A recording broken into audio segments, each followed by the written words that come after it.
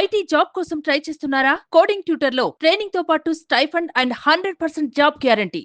కవిత ఇంటి వద్ద బీఆర్ఎస్ శ్రేణులు ఆనందోత్సవాలతో ఉన్నారు. ఇక్కడ మరో కార్యకర్త ఉన్నారు, మహిళ వారితో మాట్లాడదాం. మేడం, కవిత గారు ఇదే సమయానికి మార్చి 15కి అరెస్ట్ అవ్వడం జరిగింది. ఇదే సమయానికి మరలా ఇంటికి రాబోతున్నారు. ఎట్లుండబోతుంది? చాలా సంతోషంగా ఉన్నది.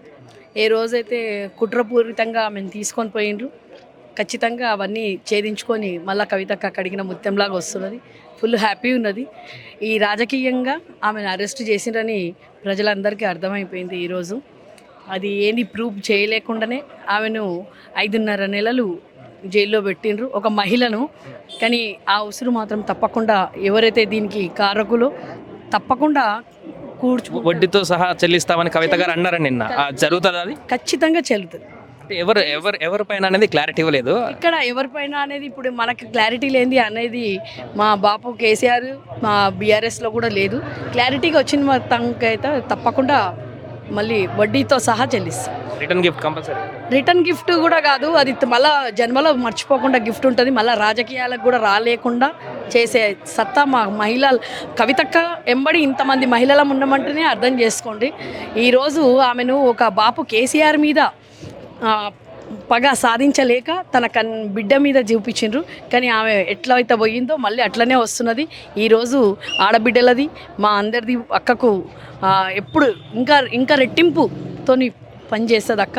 ఇంకా రెట్టింపు అంటారు కదా, ఎవరెవరో వెధవలు పోయి సీఎంలు అయినరు. ఈరోజు అక్క లోపలికి పోయి మళ్ళా నిన్న శ్రీకృష్ణ జన్మాష్టమి రోజు తెల్లారి అక్కకు బెయిల్ వచ్చింది. మాకు చాలా సంతోషంగా ఉంది అక్క. మీ ఎంబడి ఉన్నందుకు, ఈ తెలంగాణలో పుట్టినందుకు మేము ఎంతో అంటే అక్క ఎంబడి ఉన్నందుకు కూడా మాకు చాలా గర్వంగా ఉన్నది. ఇప్పుడు రాబోయేది బతుకమ్మ పండుగ నెక్స్ట్ మంత్, మనకు చాలా ప్రసిద్ధి చెందినటువంటి పండుగ. కవిత గారు ఎప్పుడు ఏ ఇయర్ కూడా ఆమె ముందుండేది. ఆమె నుంచే బతుకమ్మ అనేది తెలంగాణలో బతుకమ్మ ఉండే, కానీ ఆమె నుంచే మొత్తం యావత్ ప్రపంచం బతుకమ్మను చూసేటట్టు మా బంగారు బతుకమ్మ లాగానే మళ్ళీ బతుకమ్మ పండుగకు వచ్చేసి. అంటే మొన్నటి వరకు అసలు బయటకు వస్తారా లేదనేటువంటి, బతుకమ్మ పండుగకు కూడా వస్తారా లేదనేటువంటి అందరికి ఆందోళన ఉండే. బట్ ఇప్పుడు వచ్చింది ఈ ఉత్సవాలు, మరలా కవిత గారిని యాక్టివ్గా చూడొచ్చు. ఖచ్చితంగా చూస్తారు. చెప్పింది కదా, రెట్టింపు ఉత్సాహంతో పనిచేస్తుంది. రెట్టింపు ప్రతి జిల్లాకు పోతుంది, ప్రతి కాన్స్టెన్సీకి కూడా వచ్చి బతుకమ్మ చేసుకుంటాము.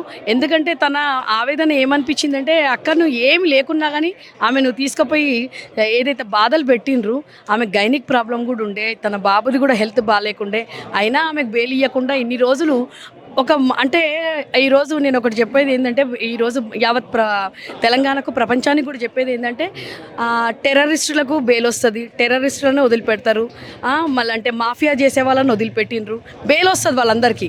కానీ ఒక మహిళను ఇన్ని రోజులు ఏ తప్పు చేయకుండా ఖాళీ నోటి మాట మీద అటు నుంచి ఇటు నుంచి అటు అయిన 100 కోట్లు అన్న మాట మీద అరెస్ట్ చేసింది చూడు.